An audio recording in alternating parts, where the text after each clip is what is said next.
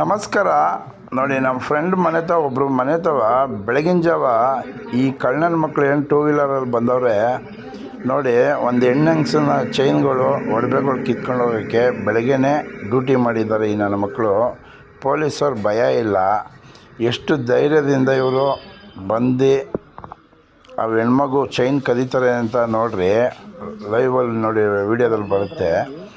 ನಾನು ಹೇಳೋದಷ್ಟೇ, ಎಲ್ಲ ಹೆಣ್ಮಕ್ಳು ಆದಷ್ಟು ಹುಷಾರಾಗಿ ಒಡವೆಗಳು ಹಾಕ್ಕೊಂಡು ಹೋಗ್ಬೇಕು.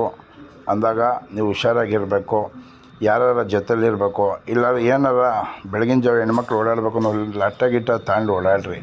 ಯಾಕೆ ಅಂತ ಅಂದರೆ ಸೇಫ್ಟಿ ಇವತ್ತು ಬೆಂಗಳೂರಲ್ಲಿ ತುಂಬ ಕಮ್ಮಿ ಇದೆ ನೋಡಿ. ಒಂದು ಹೆಣ್ಮಗು ಬೆಳಗಿನ ಜಾವ ಬರ್ತಾ ಇರೋ ಟೈಮಲ್ಲಿ ಅವರು ಧೈರ್ಯವಾಗಿ, ಯಾವುದೇ ಭಯ ಇಲ್ಲ, ಆ ಹೆಣ್ಮಗನ ಕೆಡಿಕೊಂಡು ಒಡವೆಗಳನ್ನ ಕಿತ್ಕೊಂಡು ಹೋಗ್ತಾರೆ ಅಂತಂದರೆ ಈ ನನ್ನ ಮಕ್ಕಳಿಗೆ ಯಾರೂ ಕೈ ಕಾಲು ಮುರಿಯೋರು ಇಲ್ಲ.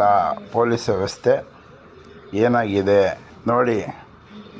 ಎಲ್ಲ ಕಡೆ ಸುಮಾರು ಕಡೆ ನೋಡಿದ್ದೀವಿ ಈ ಥರ ಚೈನ್ಗಳು ಕದಿಯೋದು, ಮೊಬೈಲ್ಗಳು ಕತ್ಕೊಂಡು ಹೋಗೋದು, ಇದೇ ಜಾಸ್ತಿ ಆಗಿದೆ ಬೆಂಗಳೂರು ಸಿಟಿಲಿ. ನಾನು ನೋಡ್ದಂಗೆ ಸುಮಾರು ವೀಡಿಯೋಗಳು ಬರ್ತಾನೆ ಇರ್ತವೆ ನೋಡಿ. ಹೆಣ್ಣಂಗ್ಸು ಬತ್ತು ಧೈರ್ಯವಾಗಿ ನೋಡಿ ಅಲ್ಲಿ ಗಾಡೀಲಿ ಬರ್ತಾ ಇದ್ದಾರೆ. ಏನು ಅವ್ರಿಗೆ ಎದಕ್ಕೆ ಒಬ್ಬ ಇಳ್ದು ನೋಡಿ ಹೆಂಗೆ ಇಳಿತಾನೆ ನೋಡಿ ಹೆಂಗೆ ಧೈರ್ಯವಾಗಿ ಕೆಡಿಕೊಂಡು ಒಂದು ಹೆಣ್ಣು ಮಗು ಅವ್ರ ತಾಯಿ ಥರ ಅವರೇ. ಈ ನನ್ನ ಮಕ್ಕಳಿಗೆ ತಿಂದು ಈ ನನ್ನ ಮಕ್ಕಳು ಕೈ ಕಾಲು ಗಟ್ಟಿ ಇದ್ದು ದುಡಿಯೋಕ್ಕೆ ತಾಕತ್ತೆ. ಇಂಥ ನನ್ನ ಮಕ್ಕಳಿಗೆ ಕೈ ಕಾಲು ಮುರಿದು ಈ ನನ್ನ ಮಕ್ಕಳು ಓಡಾಡಬಾರ್ದು. ಆ ಥರ ನನ್ನ ಮಕ್ಳಿಗೆ ಮಾಡಬೇಕು ಪೊಲೀಸ್ ವ್ಯವಸ್ಥೆ ನೋಡಿ. ಎಷ್ಟು ಧೈರ್ಯ, ಹೆಂಗೆ ಓಡಾಡೋದು ಹೆಣ್ಮಕ್ಳುಗಳು. ಈ ಕಳ್ಳನ ಮಕ್ಕಳು ದುಡಿಯೋಕ್ಕೆ ಹೋಗ್ತಾ ಇಲ್ಲ ಈ ನನ್ನ ಮಕ್ಳವ್ರಿಗೆ. ಕಂಡವ್ರ ಮನೆ ಮಕ್ಕಳು ಹೊಡಬೇಕು.